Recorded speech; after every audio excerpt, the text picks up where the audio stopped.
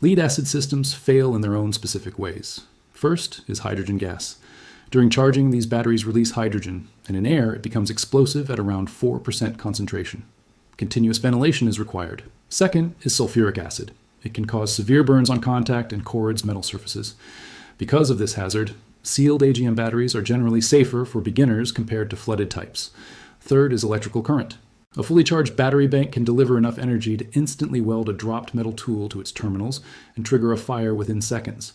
For this reason, the system must always include fusing placed as close to the power source as possible.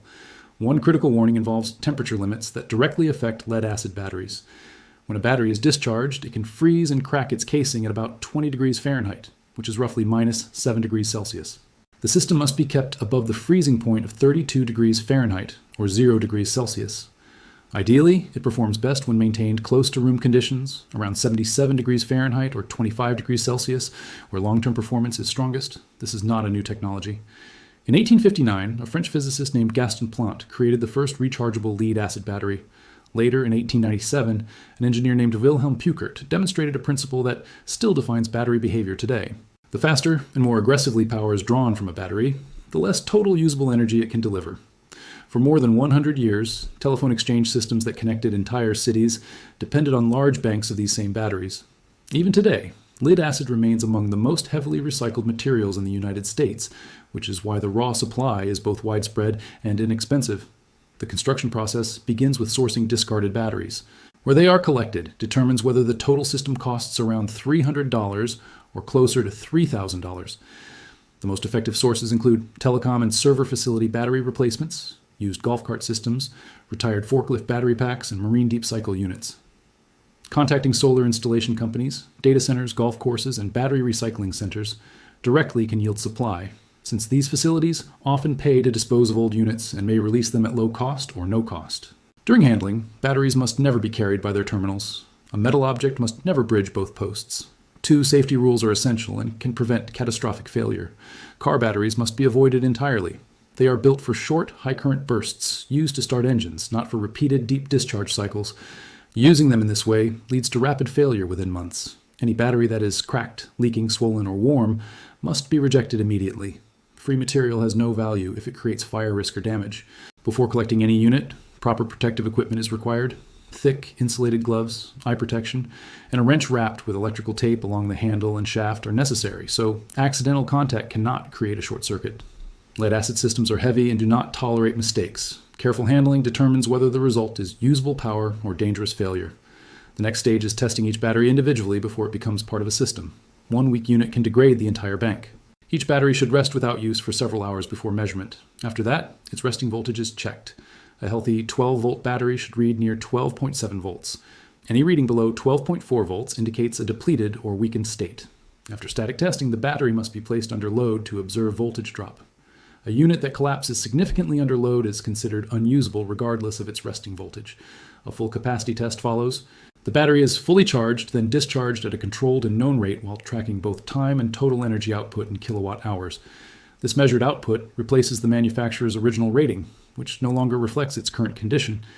Each battery's actual capacity is recorded directly on its casing. After testing, batteries are sorted strictly into 3 groups: usable, marginal, and scrap. This separation is critical because failure to match properly can compromise the entire system. Every battery placed inside a bank must match in type, chemistry, rated capacity, and be as close as possible in age. Mixing AGM with flooded units is never acceptable.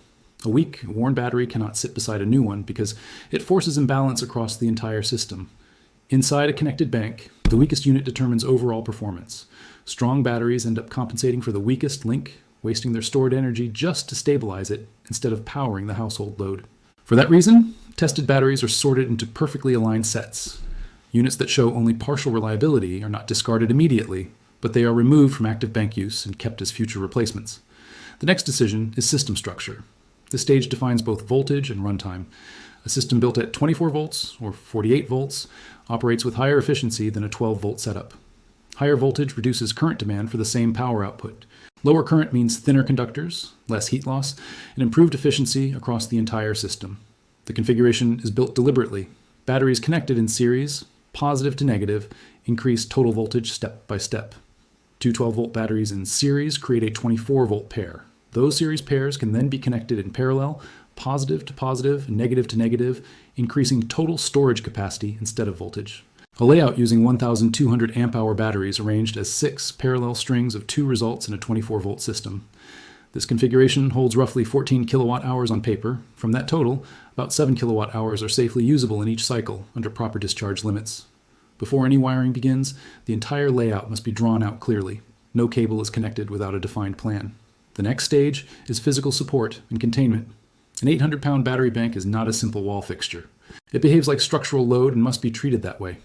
Installation belongs on a ground floor or concrete slab designed to handle heavy weight. Upper floors built for furniture are not acceptable. The bank must sit in an acid-resistant tray to contain any possible leakage before it reaches the surrounding floor. Air gaps should remain around each battery, allowing heat and gas to dissipate safely. This system should never be placed inside living spaces or bedrooms. A separated garage, dedicated shed, or ventilated utility room is the correct environment. After placement comes wiring integrity. Cable sizing must match current demand. Undersized cables generate heat and waste energy as loss, reducing overall system performance. All parallel paths must use cables of identical length. This ensures equal resistance, so no single battery is forced to work harder than the others, preventing uneven aging across the bank. Connections must be clean, tight, and properly torqued to specification. Once secured, terminals should be coated with corrosion protection, since corrosion slowly reduces conductivity and steals capacity over time, especially through seasonal changes. Safety protection is the final critical layer. A properly rated direct current fuse or breaker must be installed as close to the battery bank as physically possible. If a short circuit occurs, this fuse must fail first, stopping current before wires overheat or ignite. A main disconnect switch is also required on the primary line. This allows the entire system to be shut down instantly with a single action before any maintenance work begins. The entire battery bank must always be treated as energized and hazardous, even when it appears idle or inactive. Stay aware and continue building with full attention to safety at every stage. Please leave your thoughts about this content in the comments below. Thanks for watching. See you in the next one.